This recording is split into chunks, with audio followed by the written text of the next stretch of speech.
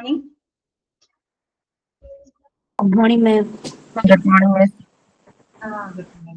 Good morning, ma'am. Good morning, ma'am.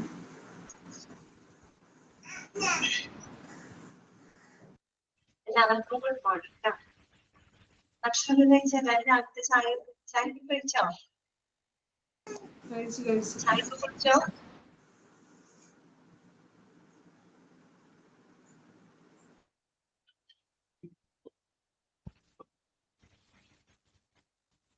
ശനി ഞായറൊക്കെ ഇരുന്നിട്ട് നിങ്ങള് എല്ലാ പോർഷൻസ് ഒക്കെ വായിച്ചു നോക്കിയോ?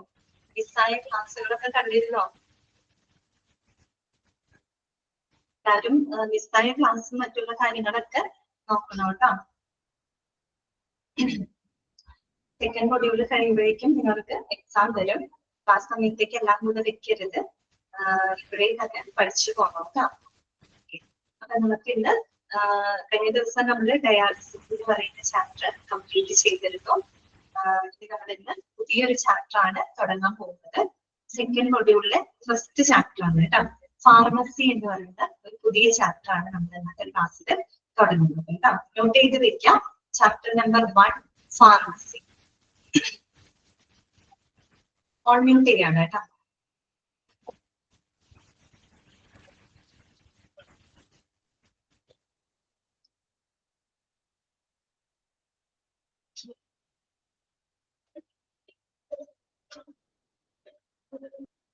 അപ്പൊ നമുക്ക് ഫാർമസി തുടങ്ങും. നമ്മൾ ഫാർമസിയെ കുറിച്ച് ചെറുതായിട്ടൊന്ന് പഠിച്ചിട്ടുണ്ട്. ഇപ്പോഴാണ് നമ്മള് ഡിപ്പാർട്ട്മെന്റ്സ് പഠിച്ച സമയത്ത് നമ്മൾ സപ്പോർട്ടീവ് ഡിപ്പാർട്ട്മെന്റ്സ് പഠിച്ചില്ലേ? അതായത് മെഡിക്കൽ ഡിപ്പാർട്ട്മെന്റ് 24 മെഡിക്കൽ ഡിപ്പാർട്ട്മെന്റ്സും 12 സപ്പോർട്ടീവ് ഡിപ്പാർട്ട്മെന്റ്സ് നമ്മളത് പറഞ്ഞു അല്ലെ.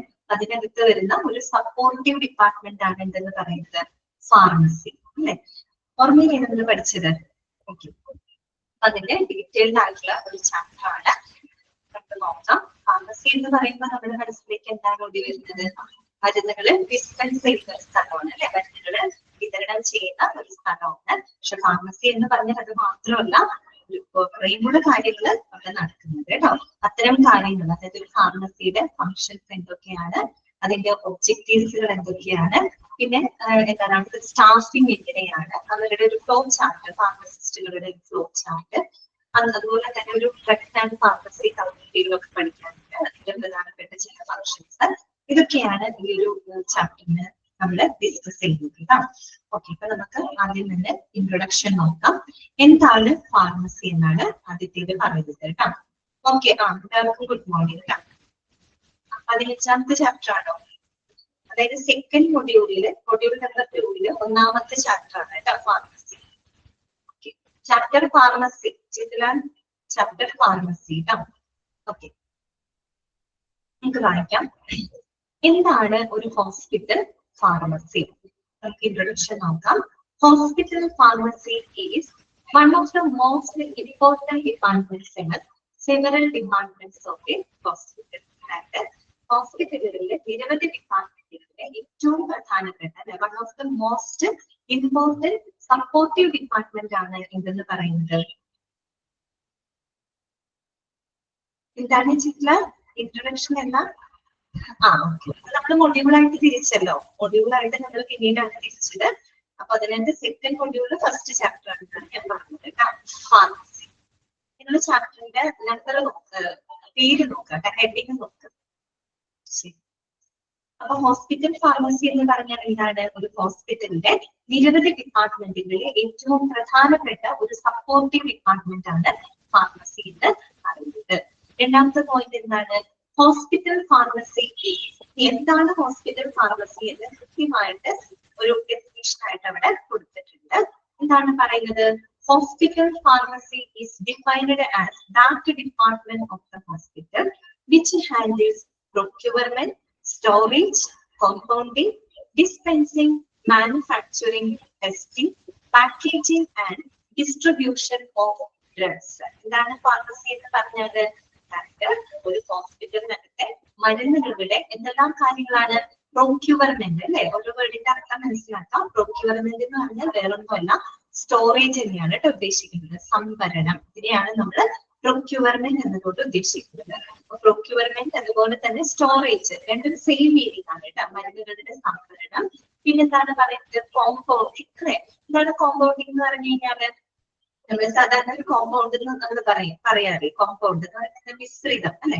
കോമ്പൗണ്ടിങ് ഇവിടെ ഉദ്ദേശിക്കുന്നത് എന്താണ് it is the process of mixing or altering and preparing a drug. മനസ്സിലായോ? ഒരു മരുന്നുകളെ നമുക്ക് ആവശ്യമായിട്ടുള്ള കണ്ടന്റുകൾ എല്ലാം തന്നെ മിക്സ് ചെയ്തുകൊണ്ട് എന്താണ് ജസ്മിനി ചാപ്റ്റർ നമ്പർ 1 ആണ് കേട്ടോ. സെക്കൻഡ് മൊഡ്യൂളിലെ ഫസ്റ്റ് ചാപ്റ്റർ ആണ്. 15 എന്ന് പറഞ്ഞതേ നമ്മൾ മൊഡ്യൂളായിട്ട് തിരിക്കുന്നതിനേക്കാൾ മുമ്പ് നിങ്ങൾക്ക് നോട്ട്സ് കിട്ടിയല്ലോ. അതിനകത്ത് 15ാമത്തെ ചാപ്റ്റർ ആണ് അല്ലെ. ഓക്കെ ശരി, 15ാമത്തെ ചാപ്റ്റർ ആണ് അല്ലെ.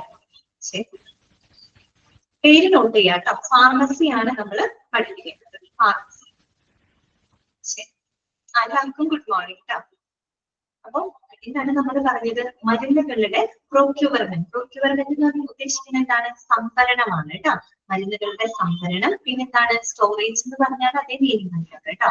കോമ്പൗണ്ടിങ്. എന്താണ് കോമ്പൗണ്ടിങ് എന്ന് പറഞ്ഞാൽ it is the process of mixing, altering or preparing a drug അല്ലെ. നമ്മളൊരു ഡ്രഗ് മരുന്ന് ഉണ്ടാക്കാനായിട്ട് ഒരുപാട് കണ്ടന്റുകളും മറ്റും ആവശ്യമാണ് അല്ലെ. അതിനെല്ലാം നമ്മൾ കൃത്യമായിട്ട് മിക്സ് ചെയ്ത് അല്ലെങ്കിൽ ആൾട്ടർ ചെയ്ത് പല കണ്ടന്റുകളും നമുക്ക് ചെറിയ പ്രൊപ്പോർഷനിലൊക്കെ ആൾട്ടറേഷൻ വരുത്തേണ്ടത് വരും അല്ലെ. മാറ്റങ്ങളൊക്കെ വരുത്തി നമ്മളൊരു ഡ്രഗ് ഉണ്ടാക്കിയെടുക്കണം. ആ ഒരു പ്രോസസ്സിനെയാണ്, ആ ഒരു പ്രക്രിയയാണ് നമ്മൾ എന്ത് പറഞ്ഞത്? കോമ്പൗണ്ടിങ് എന്നതുകൊണ്ട് ഉദ്ദേശിക്കുന്നത്. കോമ്പൗണ്ടിങ് ഓഫ് ഡ്രഗ് എന്ന് പറഞ്ഞാൽ എന്താണ്? ഒരു ഡ്രഗിന് നമ്മൾ പല കണ്ടന്റ്സുകൾ മിക്സ് ചെയ്ത് അതിനെ ആൾട്ടർ ചെയ്ത് ഉണ്ടാക്കിയെടുക്കുന്ന ആ ഒരു പ്രക്രിയ. ഇതിനെയാണ് നമ്മൾ കോമ്പൗണ്ടിങ് എന്നതുകൊണ്ട് ഉദ്ദേശിക്കുന്നത്. ഓക്കെ, അപ്പൊ മരുന്നുകളുടെ സംഭരണം, പിന്നെന്താണ്? കോമ്പൗണ്ടിങ്, പിന്നെ ഡിസ്പെൻസിങ്. ഡിസ്പെൻസ് ചെയ്യാന്ന് വെച്ചാൽ എന്താണ്? വിതരണം ചെയ്യുക അല്ലെ. പിന്നെന്താണ്? മാനുഫാക്ചറിങ്. മാനുഫാക്ചറിങ് എന്ന് വെച്ചാൽ നിർമ്മിക്കുക അല്ലെ, ഉത്പാദിപ്പിക്കുക. പിന്നെന്താണ്? ടെസ്റ്റിംഗ്. നമ്മൾ മരുന്ന് ഉണ്ടാക്കി കഴിഞ്ഞാൽ വെറുതെ ഡിസ്പെൻസ് ചെയ്ത് കൊടുക്കാണോ? അല്ല, അതിന് എന്ത് ചെയ്യണം? പരിശോധനാ വിധേയമാക്കണം അല്ലെ. അപ്പൊ അതിന് എന്ത് ചെയ്യാം? ടെസ്റ്റിംഗ് നടത്താൻ, പരിശോധിക്കാം. പിന്നെ എന്താണ്? Packaging and distribution. അത് കഴിഞ്ഞിട്ട് നമ്മൾ അത് ശരിയായി പാക്ക് ചെയ്ത് അതിനെ എന്താണ് പേഷ്യൻസിലേക്ക് വിതരണം ചെയ്യുക. ഇങ്ങനെ ഇത്രയും കാര്യങ്ങൾ ചെയ്യുന്ന ഒരു ഹോസ്പിറ്റലിലെ വകുപ്പാണ്, ഒരു ഡിപ്പാർട്ട്മെന്റ് ആണ് പറയുന്നത് ഫാർമസി. ക്ലിയർ ആയോ? എന്താണ് ഹോസ്പിറ്റൽ ഫാർമസി എന്ന് പറഞ്ഞാല്? മരുന്നുകളുടെ സംഭരണം, അതുപോലെ തന്നെ കോമ്പൗണ്ടിങ്, പിന്നെന്താണ്? മാനുഫാക്ചറിങ് അല്ലെ, നിർമ്മാണം, പരിശോധന, പിന്നെന്താണ്? വിതരണം. പിന്നെ ഇവയെല്ലാം കൈകാര്യം ചെയ്യുന്ന ഹോസ്പിറ്റലിലെ ഒരു പ്രധാനപ്പെട്ട വകുപ്പാണ് ഫാർമസി എന്ന് പറയുന്നത്. കൃത്യമായ ഡെഫിനിഷൻ പഠിച്ചു വെക്കുക. Hospital pharmacy is defined as that department of the hospital which handles procurement, അതുപോലെ storage, compounding, dispensing, manufacturing, testing, packaging and distribution of drugs. Clear ആയോ പറഞ്ഞത്? എന്താണ് ഫാർമസി എന്നതിന്റെ കറക്റ്റ് ഡെഫിനിഷൻ ആണ് കൊടുത്തത്. ക്ലിയർ അല്ലേ പറയുന്നത്? ഇനി തേർഡ് പോയിന്റ് പറയുന്നത് പ്രൊക്യൂർമെന്റ് എന്ന് പറഞ്ഞാല് സംഭരണമാണ് കേട്ടോ. സംഭരണം. സ്റ്റോറേജ് എന്ന് പറഞ്ഞാലും അതേ മീനിങ് തന്നെയാണ് കേട്ടോ. അടുത്തത്, it is also related to the education and research in pharmaceutical services. നമ്മൾ പറഞ്ഞു മരുന്നുകളുടെ സംഭരണം ചെയ്യുന്നു, അല്ലെങ്കിൽ അതിനെ ഉത്പാദിപ്പിക്കുന്നു, അതിനെ പരിശോധിക്കുന്നു, പാക്ക് ചെയ്യുന്നു, വിതരണം ചെയ്യുന്നു. അത് മാത്രമല്ല ഫാർമസി എന്ന് പറയുന്നത്. പിന്നെ എന്തും കൂടെയാണ്? ഫാർമസ്യൂട്ടിക്കൽ സേവനങ്ങളുമായിട്ട് ബന്ധപ്പെട്ട വിദ്യാഭ്യാസവും അല്ലെങ്കിൽ വിദ്യാഭ്യാസവും ഗവേഷണവുമായിട്ടും ഇത് ബന്ധപ്പെട്ടിരിക്കുന്നത് ഫാർമസി എന്ന് പറയുന്ന ഡിപ്പാർട്ട്മെന്റ് ബന്ധപ്പെട്ടിരിക്കുന്നു. മനസ്സിലായോ? അപ്പൊ മരുന്നുകളുടെ ഉത്പാദനം വിതരണവും മാത്രമല്ല, ഈ പറയുന്ന ഫാർമസ്യൂട്ടിക്കൽ സേവനങ്ങളുമായിട്ട് ബന്ധപ്പെട്ട വിദ്യാഭ്യാസവും ഗവേഷണത്തിലും ഫാർമസി ഒരു പ്രധാന പങ്ക് വഹിക്കുന്നുണ്ട്. മനസ്സിലായല്ലോ? അടുത്തത് എന്താണ്? ഈ hospital pharmacy is governed by a professionally efficient and a qualified pharmacist. ഒരു ഫാർമസി ആരാണ് കൺട്രോൾ ചെയ്തത്? ആരാണ് ഒരു ഫാർമസി കൺട്രോൾ ചെയ്തത്? ഒരു പ്രൊഫഷണലി എഫിഷ്യന്റ് ആയിട്ടുള്ള ക്വാളിഫൈഡ് ആയിട്ടുള്ള ഫാർമസിസ്റ്റുകളാണ് ഒരു ഫാർമസിയുടെ കാര്യങ്ങളെല്ലാം തന്നെ നിയന്ത്രിക്കുന്നത്. നമ്മൾ പറഞ്ഞില്ലേ, ഇപ്പൊ ഡയറക്ടറി ഡിപ്പാർട്ട്മെന്റ് ഇതുപോലൊരു സപ്പോർട്ടീവ് ഡിപ്പാർട്ട്മെന്റ് ആണ്. അതിന്റെ പ്രധാനപ്പെട്ട റോള് വഹിക്കുന്നത് ആരാണ്? ഡയറ്റീഷ്യൻ ആണ്. അതുപോലെ ഫാർമസിയുടെ കാര്യങ്ങളെല്ലാം തന്നെ നിയന്ത്രിക്കുന്നത് ആരായിരിക്കും? പ്രൊഫഷണലി സ്കിൽഡ് ആയിട്ടുള്ള, എഫിഷ്യന്റ് ആയിട്ടുള്ള, ക്വാളിഫൈഡ് ആയിട്ടുള്ള ഒരു ഫാർമസിസ്റ്റ് ആയിരിക്കും.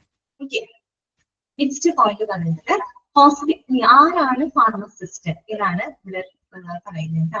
Hospital pharmacist R accountable for the ordering, quality testing, storing and security of drugs and medicines in hospitals. ആരാണ് ഫാർമസിസ്റ്റ് എന്ന് പറഞ്ഞാല് അവർക്ക് എന്തിനൊക്കെയുള്ള ഉത്തരവാദിത്തങ്ങളുണ്ട്? ഒന്ന് ഫോർ ദ ഓർഡറിംഗ് അല്ലെ, ആവശ്യമായിട്ടുള്ള മരുന്നുകൾ ഓർഡർ ചെയ്യുന്നതിനും അതുപോലെ തന്നെ ക്വാളിറ്റി ടെസ്റ്റിംഗ് അല്ലെ, ഗുണനിലവാര പരിശോധന, പിന്നെ സ്റ്റോറിംഗ് അല്ലെ, മെഡിസിൻസ് എല്ലാം പ്രോപ്പർ ആയിട്ട് സ്റ്റോർ ചെയ്യുക, അതോടൊപ്പം തന്നെ security of drugs and medicine അല്ലെ, മരുന്നുകളുടെ സുരക്ഷിതത്വം, ഇവയെല്ലാം തന്നെ ഹോസ്പിറ്റലില് എന്താണ് ഉറപ്പാക്കുന്നതിനുള്ള ഉത്തരവാദിത്തം ആർക്കാണുള്ളത്?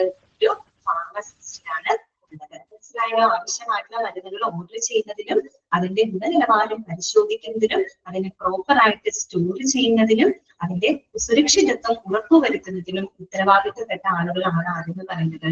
ഫാർമസിസ്റ്റുകൾ. ഓക്കെ, ഈ ഫാർമസിസ്റ്റ് എന്ന് പറയുന്നത് അദ്ദേഹമാണ് ഒരു ഫാർമസിയുടെ കാര്യങ്ങളെല്ലാം തന്നെ നിയന്ത്രിക്കുന്ന വ്യക്തി. ഇനി അടുത്തത് എന്താണ്? they must also make sure an adequate supply of medicine. അത് മാത്രമല്ല, ഹോസ്പിറ്റലിന് മതിയായ അളവില് മെഡിസിൻസിന്റെ സപ്ലൈ അല്ലെ, ആവശ്യമായിട്ടുള്ള മരുന്ന് വിതരണം ഉറപ്പാക്കുന്നത് ആര് തന്നെയാണ്? ഫാർമസിസ്റ്റ് ആണ്. മനസ്സിലായല്ലോ? ഇത്രയും കാര്യങ്ങളാണ് ഈ ഒരു ഇൻട്രൊഡക്ഷനിൽ നമ്മൾ കണ്ടത്. അവിടെ നമ്മൾ എന്തൊക്കെ കാര്യങ്ങളാണ് പഠിച്ചത്? ഈ ഫാർമസി എന്താണെന്ന് നമ്മൾ മനസ്സിലാക്കി. ആരാണൊരു ഫാർമസിസ്റ്റ്? ഇങ്ങനെയുള്ള രണ്ട് കാര്യങ്ങളാണ് ഇൻട്രൊഡക്ഷനിൽ നമ്മൾ പഠിച്ചത്. ഈ ഫാർമസി എന്താണെന്ന് മനസ്സിലാക്കി വെക്കാം. ഒരു ഹോസ്പിറ്റലുകളിലെ മരുന്നുകളുടെ എന്താണ് പ്രൊക്യൂർമെന്റ്, മരുന്നുകളുടെ സംഭരണം, അതുപോലെ കോമ്പൗണ്ടിങ്, നിർമ്മാണം, പരിശോധന, പിന്നെന്താണ് വിതരണം, ഇവയെല്ലാം കൈകാര്യം ചെയ്യുന്ന ഒരു സപ്പോർട്ടീവ് ഡിപ്പാർട്ട്മെന്റ് ആണ് ഫാർമസി ഡിപ്പാർട്ട്മെന്റ്. ഫാർമസിയിലെ കാര്യങ്ങളെല്ലാം തന്നെ നിയന്ത്രിക്കുന്നത് പ്രൊഫഷണലി ക്വാളിഫൈഡ് ആയിട്ടുള്ള എഫിഷ്യന്റ് ആയിട്ടുള്ള ഒരു ഫാർമസിസ്റ്റ് ആയിരിക്കും. ഇനി ഫാർമസിസ്റ്റിന്റെ റോൾ എന്താണ് പറയുന്നത്? ഫാർമസിസ്റ്റുകളെ സംബന്ധിച്ച് ഒരു ഹോസ്പിറ്റലുകളെ മരുന്നുകളെ ഓർഡർ ചെയ്യുക, അതിന്റെ ഗുണനിലവാരം പരിശോധിക്കുക, അതിനെ പ്രോപ്പർ ആയിട്ട് സ്റ്റോർ ചെയ്യുക, അതോടൊപ്പം തന്നെ അതിന്റെ സുരക്ഷിതത്വം, മരുന്നുകളുടെ സുരക്ഷിതത്വം ഉറപ്പുവരുത്തുക, എന്നിങ്ങനെയുള്ള ഉത്തരവാദിത്തങ്ങളെല്ലാം കൈകാര്യം ചെയ്യുന്നത് ഫാർമസിസ്റ്റ് ആണ്. അത് മാത്രമല്ല, ആ ഒരു ഹോസ്പിറ്റലിന്റെ ആവശ്യമായിട്ടുള്ള മരുന്നുകളുടെ വിതരണം നടത്തുന്നത് ആര് തന്നെയാണ്? ആരുടെ മേൽനോട്ടത്തിലാണ്? ഒരു ഫാർമസിസ്റ്റിന്റെ മേൽനോട്ടത്തിൽ. ക്ലിയർ ആണല്ലോ പറഞ്ഞു പോയിന്റുകള്? മനസ്സിലായല്ലോ? എന്തിനാണ് നോട്ട്? ഇത് തന്നെ ഓൾറെഡി ഷോർട്ട് നോട്ട് ആയിട്ടാണ് കേട്ടോ പ്രൊവൈഡ് ചെയ്തിരിക്കുന്നത്. ഇനി നമുക്ക് നോട്ട്സിന്റെ ആവശ്യമില്ല. ഇതിലുള്ള പോയിന്റ്സുകൾ മനസ്സിലാക്കി വെക്കാം. നമുക്ക് ഡിസ്ക്രിപ്റ്റീവ് ഒന്നും അല്ലല്ലോ, ഒബ്ജക്റ്റീവ് ആണല്ലോ. ഓരോ കാര്യങ്ങളും ഡ്രഗ്സ് എന്ന് കേൾക്കുമ്പോൾ അതുമായിട്ട് ബന്ധപ്പെട്ട ഡിപ്പാർട്ട്മെന്റ് ഏത് തന്നെയായിരിക്കും? ഫാർമസി ആയിരിക്കും അല്ലെ. അതുപോലെ ഡയറ്റ് എന്ന് കേൾക്കുമ്പോൾ നമുക്കറിയാം അതുമായിട്ട് ബന്ധപ്പെട്ട ഡിപ്പാർട്ട്മെന്റ് ഏതായിരിക്കും? അത് ഡയറ്ററി ഡിപ്പാർട്ട്മെന്റ്. ക്ലിയർ ആണല്ലോ? പ്രത്യേകിച്ച് നോട്ട് തരാനൊന്നുമില്ല കേട്ടോ, ഓൾറെഡി ഷോർട്ട് ആയിട്ട് തന്നെയാണ് വർക്ക് ചെയ്തത്.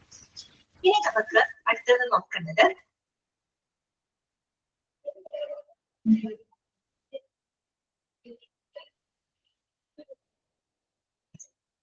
Functions of hospital pharmacy. ഇനി നമ്മൾ കാണാൻ പോകുന്നത് ഒരു ഹോസ്പിറ്റൽ ഫാർമസിയുടെ ഫങ്ഷൻസുകൾ എന്തൊക്കെയാണ്.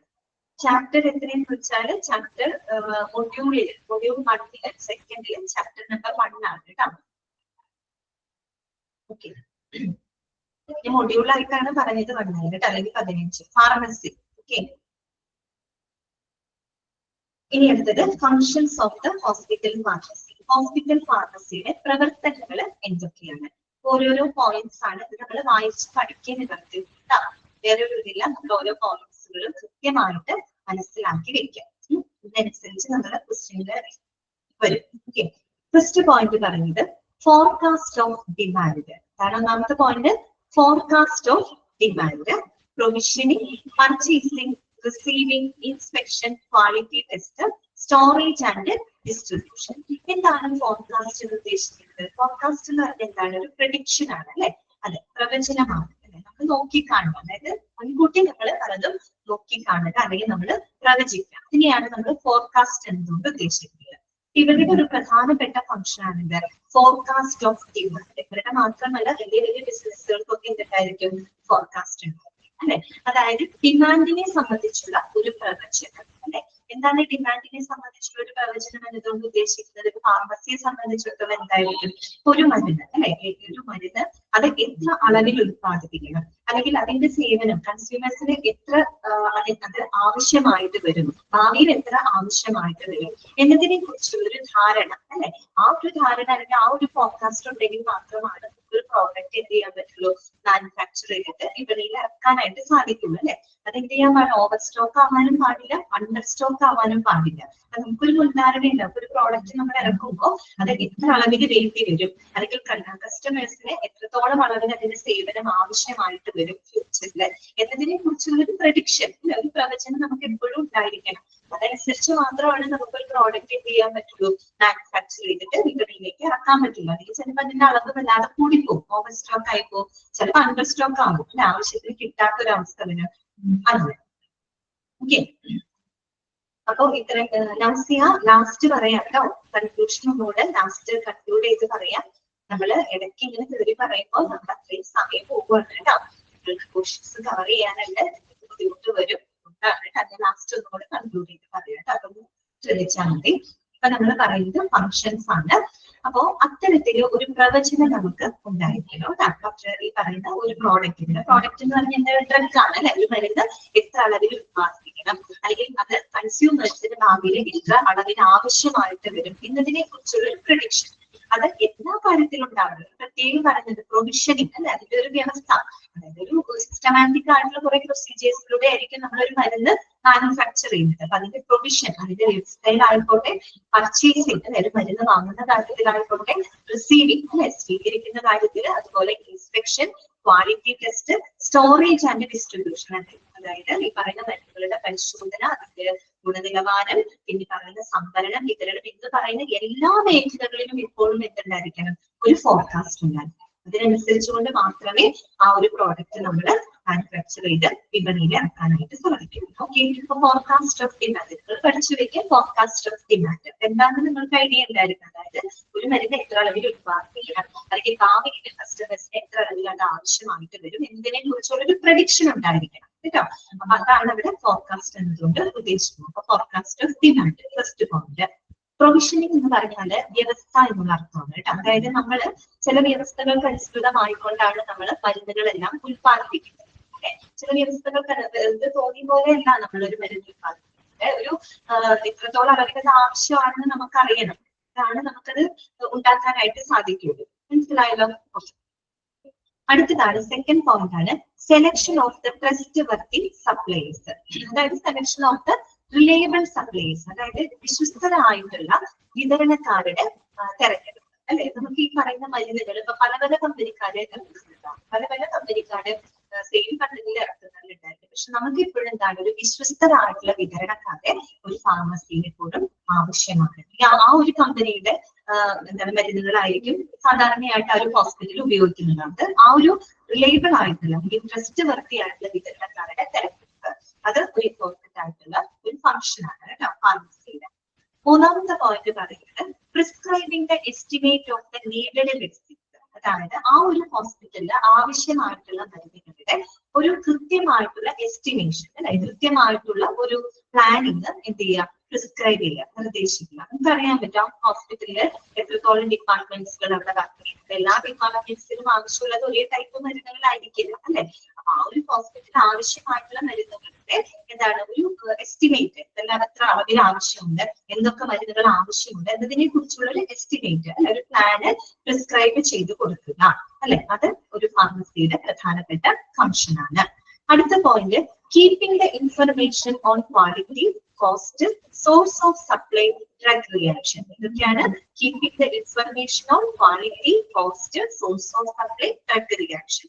അതായത് ഈ മരുന്നുകളുടെ ഗുണനിലവാരം അല്ലെ, ക്വാളിറ്റി, അതിന്റെ ഗുണനിലവാരം, അതുപോലെ തന്നെ അതിന്റെ കോസ്റ്റ് അല്ലെ, അതിന്റെ പ്രൈസ്, പിന്നെ അതിന്റെ വിതരണത്തിന്റെ ഉറവിടം, ഏത് കമ്പനിയിൽ നിന്നാണ് ഇത് ഉത്പാദിപ്പിക്കുന്നത്, ഹോസ്പിറ്റലിൽ തന്നെയാണോ അത് മാനുഫാക്ചർ ചെയ്യുന്നത്, അല്ലെങ്കിൽ വേറെ ഏതെങ്കിലും സപ്ലൈസ്, വേറെ ഏതെങ്കിലും കമ്പനി സപ്ലൈ ചെയ്യുന്നതാണോ, ആ ഒരു വിതരണത്തിന്റെ ഉറവിടം. പിന്നെ എന്താണ് ഡ്രഗ് റിയാക്ഷൻ, ഓരോ ഡ്രഗും ഏത് തരത്തിലാണ് നമ്മുടെ ഹ്യൂമൻ ബോഡിയിൽ റിയാക്ട് ചെയ്യുന്നത് എന്നതിനെ കുറിച്ചുള്ള വിവരങ്ങളെല്ലാം തന്നെ കൃത്യമായിട്ട് കീപ്പ് ചെയ്യുക, സൂക്ഷിക്കുക. അതൊരു ഫാർമസിയുടെ ഫംഗ്ഷൻ ആണ് അല്ലെ.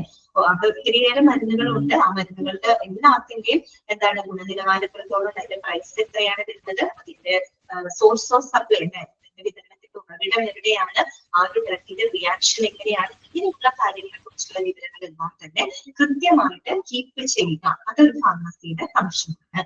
പിന്നെ നെക്സ്റ്റ് വരുന്നത് എന്താണ്, quality control of purchased or manufactured products. ഇവിടെ അതായത് മരുന്നുകൾ നമ്മൾ വാങ്ങുന്നതോ അല്ലെങ്കിൽ ഈ പറയുന്നത് നിർമ്മിക്കുന്നതോ ആയിട്ടുള്ള മരുന്നുകളുടെ ക്വാളിറ്റി കൺട്രോൾ അല്ലെ, ഗുണനിലവാരം അത് ഉറപ്പാക്കുക എന്നുള്ളത് ഈ പറയുന്ന ഫാർമസിയുടെ ഒരു ഫംഗ്ഷൻ ആണ് കേട്ടോ, അവരുടെ പ്രവർത്തനത്തിന്റെ ഭാഗമാണ്. Quality control of purchased or manufactured product. ചില മരുന്നുകൾ നമ്മൾ പർച്ചേസ് ചെയ്യായിരിക്കും, ചില വിതരണക്കാരും നമ്മൾ പർച്ചേസ് ചെയ്യുകയാണ് ചെയ്യാം, മറ്റു ചില മരുന്നുകൾ അവിടെ മാനുഫാക്ചർ ചെയ്യുന്നുണ്ടാവും, നിർമ്മിക്കുന്നുണ്ടാവും. എങ്ങനെയും ആയിക്കോട്ടെ, നിർമ്മിച്ചതോ ആയിക്കോട്ടെ, വാങ്ങുന്നതോ ആയിട്ടുള്ള മരുന്നുകളുടെ ഗുണനിലവാരം ഉറപ്പുവരുത്തുക, അത് ഫാർമസിയുടെ ഒരു പ്രധാനപ്പെട്ട ഫംഗ്ഷനാണ്. നെക്സ്റ്റ് വരുന്നത് distribution of medicines to the medicine in the wards അല്ലെ, വാർഡുകളിലേക്കുള്ള മരുന്നുകളുടെ വിതരണം. അതോടൊപ്പം തന്നെ distribution of medicines to out patients അല്ലെ, പുറം രോഗികൾ, ഔട്ട് പേഷ്യൻസ് ആയിട്ടുള്ള ആളുകൾക്ക് വേണ്ടിയിട്ടുള്ള മരുന്നുകളുടെ വിതരണം, അതൊരു പ്രധാനപ്പെട്ട പ്രവർത്തനമാണ്.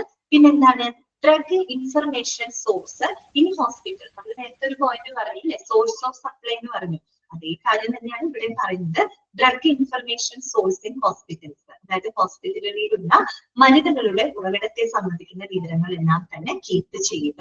പിന്നെന്താണ്, centre for the drug utilisation studies, മരുന്നുകളുടെ ഉപയോഗക്രമത്തെ കുറിച്ചുള്ള പഠനത്തിന്റെ ഒരു കേന്ദ്രമായിട്ട് പ്രവർത്തിക്കുക.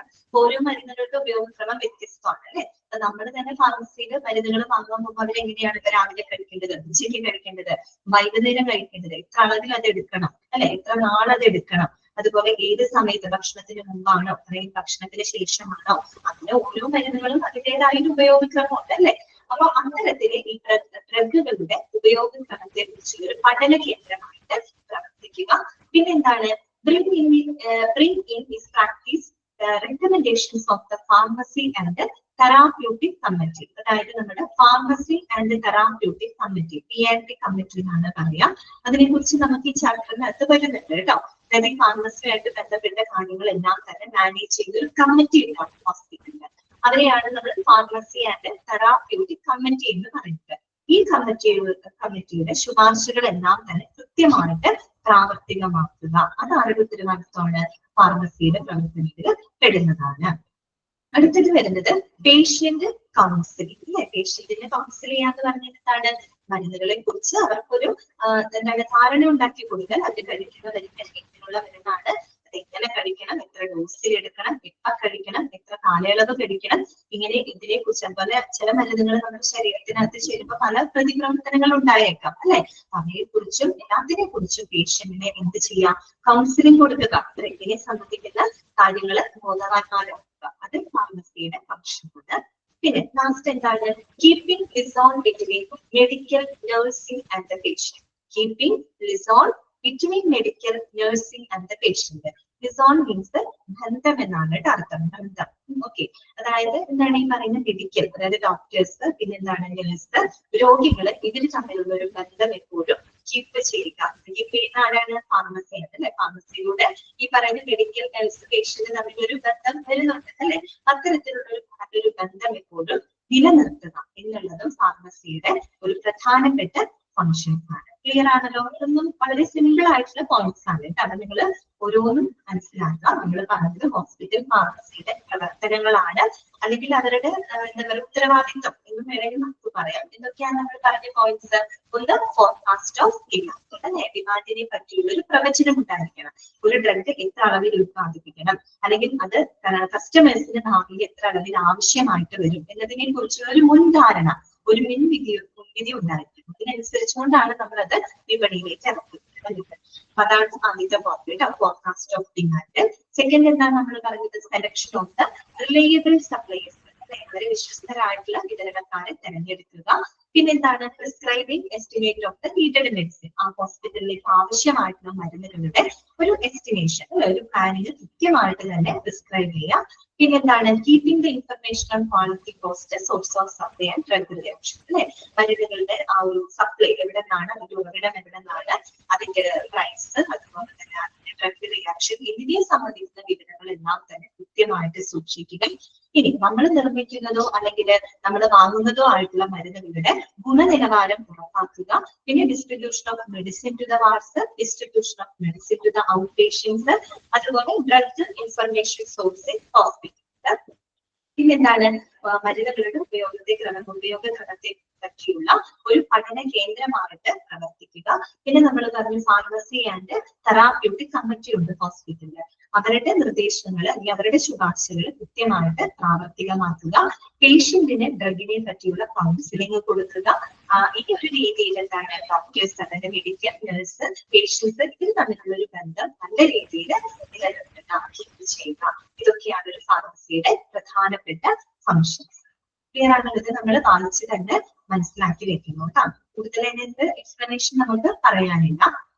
അടുത്തതാണ് objectives of the hospital pharmacy. ഇനി ഒരു ഹോസ്പിറ്റൽ ഫാർമസിയുടെ ഒബ്ജക്റ്റീവ്സ് എന്തൊക്കെയാണ്, അവരുടെ പ്രധാനപ്പെട്ട ലക്ഷ്യങ്ങൾ എന്തൊക്കെയാണ്? ഏകദേശം നമുക്ക് ഫങ്ഷൻസ് ഓഫ് ഒബ്ജക്റ്റീവ്സ് ഒക്കെ കേൾക്കുമ്പോൾ ഏകദേശം നമുക്ക് ഒരുപോലെ ഫീൽ ചെയ്യും കേട്ടോ. രണ്ടും ഒരേ കാര്യങ്ങളൊക്കെ തന്നെയാണ് പറയുന്നത്. സ്പെഷ്യൽ ഹെഡിങ് ആയി കൊടുത്തിരിക്കുന്നത് മാത്രം objectives of the hospital pharmacy. എന്തൊക്കെയാണ് ഒബ്ജക്റ്റീവ്സ്?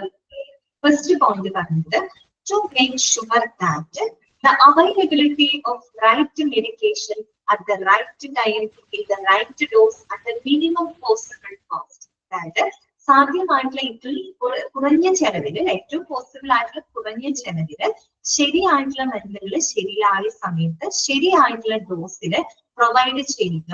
മനസ്സിലായോ? പ്രൊവൈഡ് ചെയ്യുക. അതിന്റെ അത്തരത്തിലുള്ള ലഭ്യത ഉറപ്പുവരുത്തുക എന്നുള്ളത് ഫാർമസിയുടെ ഒരു പ്രധാനപ്പെട്ട ഒബ്ജക്റ്റീവ്.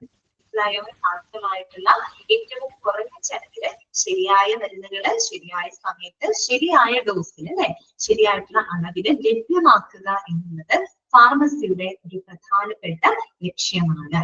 അതാണ് ആ പോയിന്റ് കേട്ടോ. To make sure that availability of the right medication in the right time in the right dose at the minimum possible cost.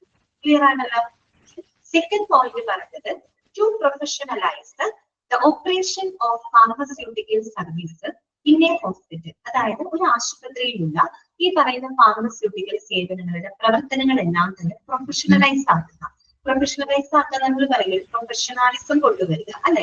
എന്ന് പറഞ്ഞാൽ അവരുടെ പ്രവർത്തനം എന്താണ് കുറെ കൂടി സിസ്റ്റമാറ്റിക് ആയിട്ട് അല്ലെ ഒരു വ്യവസ്ഥാപിതമായിട്ട് കാര്യങ്ങൾ ചെയ്യുക. അപ്പൊ എന്തായിരിക്കും ഒരു പ്രൊഫഷണാലിസം ഉണ്ടാവും അല്ലെ. ഒരു ഫാർമസി എന്ന് പറയുമ്പോൾ ഒരു അലക്ഷ്യമായ രീതിയിൽ പ്രവർത്തിക്കേണ്ട ഒരു ഡിപ്പാർട്ട്മെന്റ് അല്ല അല്ലെ ഒരു ഹോസ്പിറ്റലില്. പിന്നെ എന്താണ് അവർക്ക് ഒരു കൃത്യമായിട്ടുള്ള പോളിസി ഉണ്ടായിരിക്കണം, പ്രൊസീജിയർ ഉണ്ടായിരിക്കണം.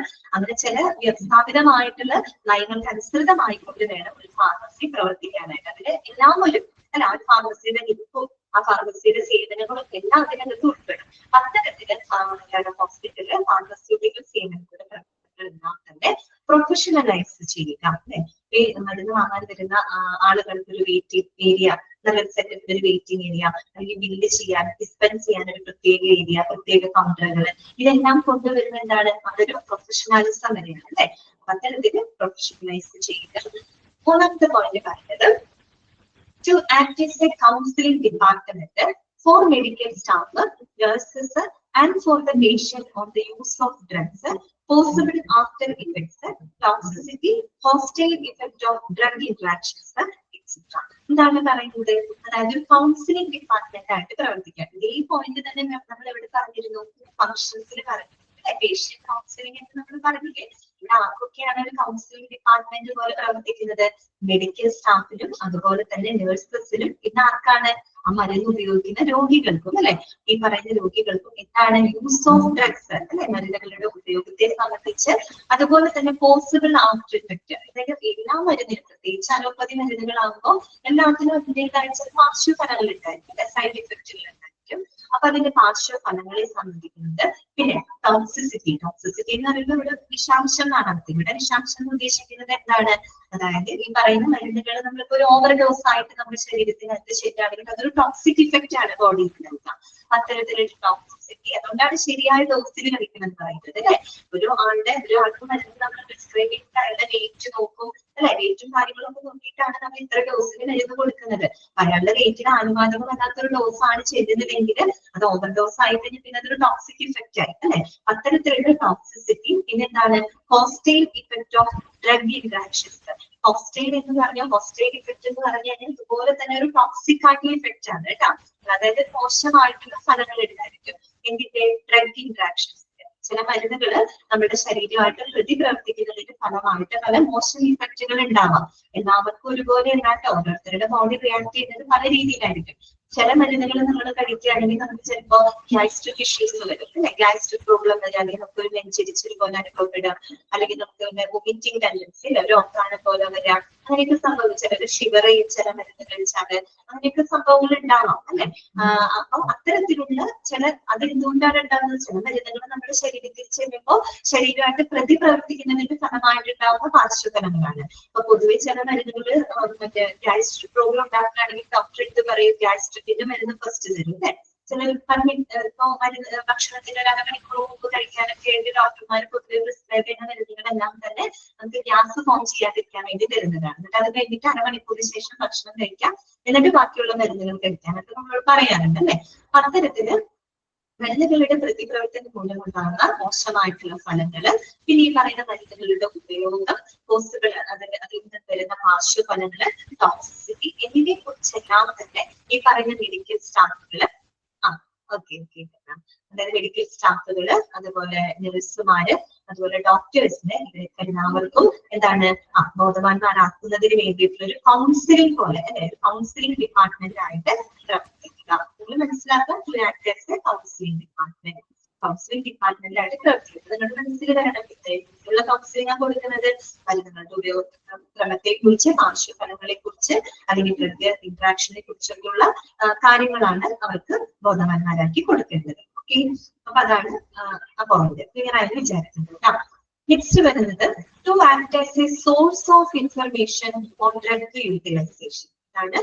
To act as a source of information on drug utilisation, അതായത് മരുന്നുകളുടെ ഉപയോഗത്തിനുള്ള ഒരു ഉപയോഗക്രമത്തെ കുറിച്ച് അല്ലെങ്കിൽ മരുന്നുകളുടെ ഉപയോഗത്തെ സംബന്ധിക്കുന്ന വിവരങ്ങളുടെ ഒരു ഉറവിടമായിട്ട് പ്രവർത്തിക്കുക. നേരത്തെ നമ്മൾ പറഞ്ഞ കാര്യമാണ് അല്ലെ, മരുന്ന് എങ്ങനെ ഉപയോഗിക്കണം, എത്ര ഡോസിൽ കഴിക്കണം, എത്ര കാലയളവ് വരെ മരുന്നെടുക്കണം, അങ്ങനെയുള്ള കുറെ കാര്യങ്ങളുണ്ട് അല്ലെ. അത്തരത്തിൽ ഡ്രഗ് യൂട്ടിലൈസേഷന്റെ വിവരങ്ങൾക്കുള്ള ഒരു ഉറവിടമായിട്ട് പ്രവർത്തിക്കുന്നത് ഒരു ഭാഗമാണ് അല്ലെ. പിന്നെന്താണ് to take part in research project, ഗവേഷണ പദ്ധതികളുടെ ഒക്കെ ഭാഗമാകാം. നമ്മള് ഇൻട്രൊഡക്ഷൻ പറഞ്ഞു വെറും മരുന്ന് ഉത്പാദിപ്പിക്കുക, വിതരണം ചെയ്യൽ മാത്രമല്ല അല്ലെ, അതുമായിട്ട് ബന്ധപ്പെട്ട വിദ്യാഭ്യാസവും ഗവേഷണവുമായിട്ട് ബന്ധപ്പെട്ട് നിൽക്കുന്ന ഒരു ഡിപ്പാർട്ട്മെന്റ് കൂടിയാണ് ഫാർമസി. അത്തരത്തില് റിസർച്ച് പ്രോജക്റ്റുകൾ, ഗവേഷണ പദ്ധതികളുടെ ഒക്കെ ഭാഗമാക്കാം. അങ്ങനെ ഗവേഷണം ചെയ്യുമ്പോഴാണ് പുതിയ പുതിയ കണ്ടന്റുകൾ വരുന്നതും പുതിയ രീതിയിലുള്ള മരുന്നുകൾ വരുന്നതും അല്ലെ. അത്തരം റിസർച്ച് പ്രോജക്റ്റുകളുടെ ഒക്കെ ഭാഗമാവുക.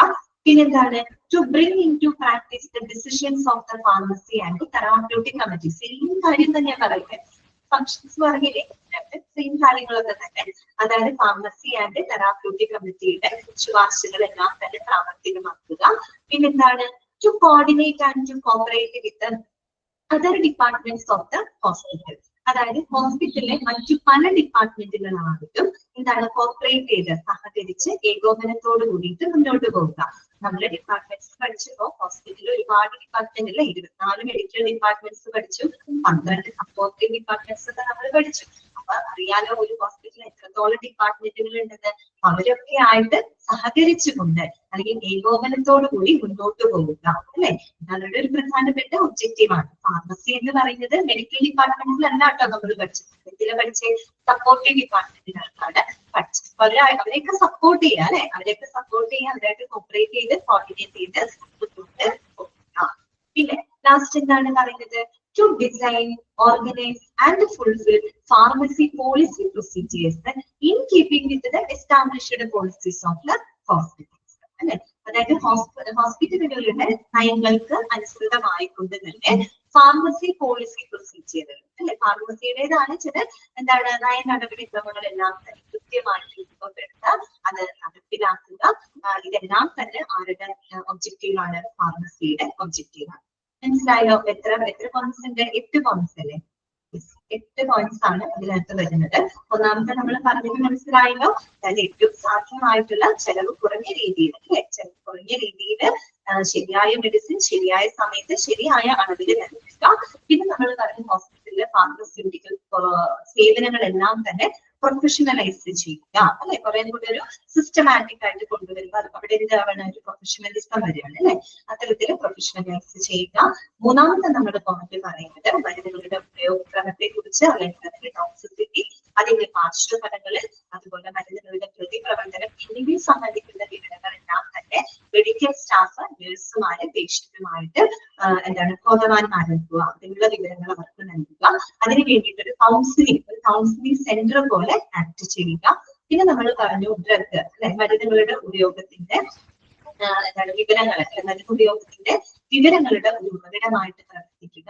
ഗവേഷണ പദ്ധതികളിൽ പങ്കാളികളാവുക. ഇതൊക്കെ പോയിന്റ് പറഞ്ഞു. 6th പോയിന്റ് അല്ലെ, 6th point, to bring into practice the decisions of the pharmacy and therapeutic committee. അതായത് ഫാർമസി ആൻഡ് തെറാപ്യൂട്ടിക് കമ്മിറ്റിയുടെ ശുപാർശകളെല്ലാം, അവരുടെ നിർദ്ദേശങ്ങളെല്ലാം തന്നെ കൃത്യമായിട്ട് പ്രാവർത്തികമാക്കുക. അപ്പൊ നിങ്ങൾ ചോദിക്കും, എന്താണ് ഈ ഫാർമസി ആൻഡ് തെറാപ്യൂട്ടിക് കമ്മിറ്റി? ഇത് നമുക്ക് വരുന്നുണ്ട്, ഈ ഒരു ചാപ്റ്ററിനകത്ത് തന്നെ വരുന്നുണ്ട്.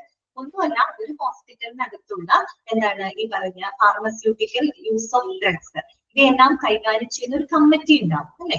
ഏതൊരു ഡിപ്പാർട്ട്മെന്റിലും ചിലപ്പോൾ അവിടുത്തെ കാര്യങ്ങൾ നന്നായിട്ട് ഫംഗ്ഷൻ ചെയ്തു പോകണമെങ്കിൽ ഒരു കമ്മിറ്റി ഒക്കെ ഉണ്ടാവും, അല്ലെ. അത്തരത്തിലുള്ള ഒരു കമ്മിറ്റിയാണ് ഫാർമസി ആൻഡ് തെറാപ്യൂട്ടിക് കമ്മിറ്റി. അപ്പൊ അവരുടെ ശുപാർശകൾ അല്ലെങ്കിൽ അവരുടെ നിർദ്ദേശങ്ങൾ എല്ലാം തന്നെ കൃത്യമായിട്ട് പ്രാവർത്തികമാക്കുക. ക്ലിയർ ആയെന്ന് വിചാരിക്കുന്നു. 6th പോയിന്റ് ആരും എന്നോട് ചോദിച്ചിരുന്നു. പിന്നെന്താണ്? ഹോസ്പിറ്റലിലെ മറ്റു പല ഡിപ്പാർട്ട്മെന്റുകളായിട്ടും സഹകരിച്ച് ഏകോപനത്തോടുകൂടി മുന്നോട്ട് പോവുക. പിന്നെന്താണ്? ഹോസ്പിറ്റലിലെ നയങ്ങൾക്ക് അനുസൃതമായിക്കൊണ്ട് തന്നെ ഫാർമസിയുടെ നയ നടപടിക്രമങ്ങൾ കൃത്യമായിട്ട് രൂപപ്പെടുത്തി അത് നടപ്പിലാക്കുക. ഇതെല്ലാം തന്നെ ഫാർമസിയുടെ പ്രധാനപ്പെട്ട ലക്ഷ്യങ്ങളാണ്. മനസ്സിലായല്ലോ പറഞ്ഞത്? വായിച്ചു നോക്കുക. ക്ലിയർ ആണോ? ഓക്കെ ആണല്ലോ? ശരി. നെക്സ്റ്റ് വരുന്നത് ഇൻഫ്രാസ്ട്രക്ചർ ആണ്, അതായത് അടിസ്ഥാന സൗകര്യങ്ങളാണ്. ഒരു ഹോസ്പിറ്റൽ ഫാർമസിക്ക് വേണ്ട സൗകര്യങ്ങൾ അല്ലെങ്കിൽ എന്തൊക്കെയാണെന്നാണ് ഇനി നമ്മൾ കാണാൻ പറ്റുന്നത്. ഫസ്റ്റ് പോയിന്റ് പറയുന്നത് located in the first floor or in the ground floor. ഒരു ഫാർമസി എന്ന് പറയുന്നത് ഒന്നാമത്തെ നിലയിലോ അല്ലെങ്കിൽ ഗ്രൗണ്ട് ഫ്ലോർ, അല്ലെ, താഴത്തെ നിലയിലോ ആയിരിക്കണം ഉണ്ടായിരിക്കേണ്ടത്, അല്ലെ. നമ്മളിപ്പോ ഓരോ ഡിപ്പാർട്ട്മെന്റ് പഠിച്ചപ്പോ അതിന്റെ ഐഡിയൽ ലൊക്കേഷൻ എവിടെ നമ്മൾ പഠിച്ചിട്ടുണ്ട്. അതുപോലെ ഒരു ഫാർമസിയുടെ ഐഡിയൽ ലൊക്കേഷൻ ഇവിടെ ആയിരിക്കണം. ഒന്നില്ലെങ്കിൽ ഫസ്റ്റ് ഫ്ലോറിനായിരിക്കണം, അല്ലെങ്കിൽ ഗ്രൗണ്ട് ഫ്ലോറിനായിരിക്കണം. താഴത്തെ നിലയിലോ അല്ലെങ്കിൽ ഒന്നാമത്തെ നിലയിലോ ആയിരിക്കണം ഇതിന്റെ ലൊക്കേഷൻ, ഫാർമസിയുടെ ലൊക്കേഷൻ. ക്ലിയർ ആണല്ലോ? ഇതാണ് ഫസ്റ്റ് പോയിന്റ്. നമ്മൾ പറയുന്നത് ഇൻഫ്രാസ്ട്രക്ചർ ആണ്. അതിന്റെ പ്ലാനിങ് എങ്ങനെയായിരിക്കണം അല്ലെങ്കിൽ അതിന്റെ സൗകര്യങ്ങൾ ഏത് രീതിയിലായിരിക്കണം ഫാർമസിയുടെ. സെക്കൻഡ് പോയിന്റ് പറയുന്നത് OP pharmacy should have a grand appearance and must have enough space patients who should wait for medicine. അതായത് ഒരു OP, അല്ലെ, ഔട്ട് പേഷ്യന്റ് ഫാർമസിക്ക് എന്താണ് ഒരു ഗ്രാൻഡ് അപ്പിയറൻസ്. ഗ്രാൻഡ് അപ്പിയറൻസ് എന്ന് പറഞ്ഞ ഇവിടെ ഉദ്ദേശിക്കുന്നത് ഒരു ഒരു ഇംപ്രസീവ് ലുക്ക്, അല്ലെ. നമ്മൾ നേരത്തെ പറഞ്ഞു പ്രൊഫഷണലൈസ് ചെയ്യണമെന്ന് പറഞ്ഞു, അല്ലെ. ഒരു പ്രൊഫഷണൽ ലുക്ക് ഉണ്ടായിരിക്കണം ഒരു ഫാർമസിക്ക്, അല്ലെ. ഈ പ്രത്യേകിച്ച് ഈ മരുന്ന് വാങ്ങാൻ വരുന്ന പേഷ്യൻസിന് അവർക്ക് ഇരിക്കാനായിട്ടുള്ള സ്ഥലം, അല്ലെ, സ്പേസ് അവിടെ ഉണ്ടായിരിക്കണം. പിന്നെന്താണ്? OPD waiting room should give in professional use. ഇവിടെ OPD എന്ന് ഉദ്ദേശിക്കുന്നത് ഔട്ട് പേഷ്യന്റ് ഡിപ്പാർട്ട്മെന്റ് അല്ലാണ്ട് ഔട്ട് പേഷ്യന്റ് ഫാർമസി ഡിപ്പാർട്ട്മെന്റ് ആണ് ഇവിടെ പറഞ്ഞിരിക്കുന്നത് OPD. അപ്പൊ OPD waiting room should give in professional look. നേരത്തെ നമ്മൾ പറഞ്ഞ പോലെ നേരത്തെ ഫാർമസിയുടെ ലുക്ക് എന്തായിരിക്കും? കുറെ കൂടി ഇംപ്രസീവ് ആവണം എന്നതുപോലെ തന്നെ ഈ പറയുന്ന ഔട്ട് പേഷ്യന്റ് ഫാർമസി ഡിപ്പാർട്ട്മെന്റിന് ഒരു പ്രൊഫഷണൽ ലുക്ക് ഉണ്ടായിരിക്കണം. അതിന്റെ ഈ പോയിന്റ്. ഓക്കെ. എന്താണ്? There should be educative posters on health and hygiene and literature for reading. അതോടൊപ്പം തന്നെ ഈ ഫാർമസിയിൽ വളരെ എഡ്യൂക്കേറ്റീവ് ആയിട്ടുള്ള പോസ്റ്റേഴ്സ് എന്ന് പറഞ്ഞു കഴിഞ്ഞാൽ നമുക്ക് ഹെൽത്ത് ആൻഡ് ഹൈജീനെ സംബന്ധിക്കുന്നുണ്ട് അല്ലെ, നമ്മുടെ ആരോഗ്യം, നമ്മുടെ ശുചിത്വത്തെ സംബന്ധിക്കുന്ന ചില ഇൻഫോർമേറ്റീവ് ആയിട്ടുള്ള പോസ്റ്റേഴ്സുകളൊക്കെ അവിടെ ഉണ്ടായിരിക്കണം. അപ്പൊ നമുക്ക് ഇരിക്കുന്ന സമയത്ത് അതിലൂടെ പല അറിവുകളൊക്കെ നമുക്ക് കിട്ടും. നിങ്ങൾ തന്നെ ഫാർമസിയിൽ പോകുമ്പോൾ കണ്ടിട്ടില്ലേ, അവിടെയൊക്കെ പല ഇൻഫോർമേറ്റീവ് ആയിട്ടുള്ള ചില പോസ്റ്ററുകളൊക്കെ അവിടെ ഉണ്ടായിരിക്കും അല്ലെ. ഇപ്പൊ എന്തെങ്കിലും രോഗത്തെ സംബന്ധിക്കുന്നതാവാം, അല്ലെങ്കിൽ കോവിഡ് സമയത്തൊക്കെ ആകുമ്പോൾ നമ്മൾ ഹാൻഡ് റബ് ചെയ്യുന്നതിനെ സംബന്ധിക്കുന്ന ഇൻഫർമേറ്റീവ് ആയിട്ടുള്ള പോസ്റ്റേഴ്സുകളൊക്കെ അവിടെ ഉണ്ടായിരിക്കും. അത്തരത്തില് ഈ പറയുന്ന ഫാർമസിയിൽ നമ്മുടെ ഹെൽത്ത് ആൻഡ് ഹൈജീനെ സംബന്ധിക്കുന്ന എഡ്യൂക്കേറ്റീവ് ആയിട്ടുള്ള ഇൻഫർമേറ്റീവ് ആയിട്ടുള്ള പോസ്റ്റേഴ്സ് ഉണ്ടായിരിക്കണം.